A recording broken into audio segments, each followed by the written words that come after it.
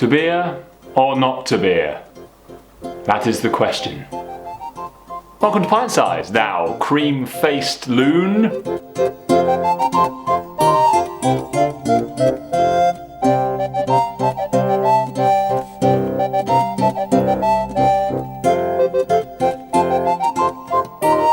Welcome along! Today we've got a triple whammy of Britishness. What with it being the 400th anniversary of Bill Shakespeare's death, St George's Day was this weekend, and today it's the day of the London Marathon. To celebrate, we've got the English Pale Ale from Marstons. Now, bear with me on this one.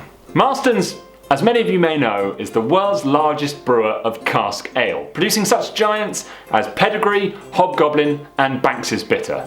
They were one of the original Burton-upon-Trent breweries who found that their water supply was perfect for making beer. Now, their 3.6% English Pale Ale is apparently a zing from citrusy hops, a pow from the full flavour, and a fwaw from the crisp finish. Zing, pow and fwaw. Shakespeare would be proud. So here we are, the English Pale Ale from Marston, glugging. So there we go, a little bit of carbonation there, golden colour. Decent sort of stable head. Yeah, it looks alright. Give it a whiff. Lemony, kind of like a hay. It's like straw-like. Yeah, just citrusy. Yeah, citrusy. Earthy flavour. Quite yeasty. A little bit of citrus in there. Talking through it, there's a little bit of bitterness. Nothing that lingers. There isn't much body behind the bitterness, really, to back it up. It's just kind of there as like a token gesture. It's inoffensive, I think, is the general consensus there with that one, which is what every brewer should strive towards. Yeah.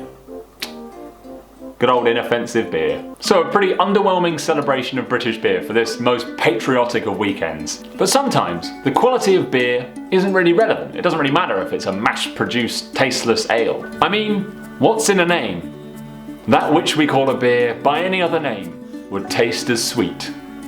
Or bitter, I guess. Bitter's probably more appropriate with that one. I mean, to somebody, this EPA might be the very essence of the perfect beer. It might be exactly what they were looking for at that moment in time. I think in the beer community, sometimes we forget to love all, trust a few, do wrong to none. We're all here sharing the same passion, whether it's a mass-produced lager or a limited batch, special edition vanilla cheesecake cherry sour. Beers are such stuff as dreams are made on. And our little life is rounded with a sip. So just as St George would have longed for a light and refreshing beer after slaying the dragon, Shakespeare would have longed for a nice ale after a day of writing, and those thousands upon thousands of incredible runners doing the London Marathon today are pining for a nice crisp lager at the end of it. We should remember that no matter its roots, its flavour or its story, at the end of the day, when push comes to shove, a quart of ale is a dish of a king or queen. Also, something is rotten in the state of Denmark. Thank you so much for watching. Remember to subscribe if you like what you saw, and I'll see you next time.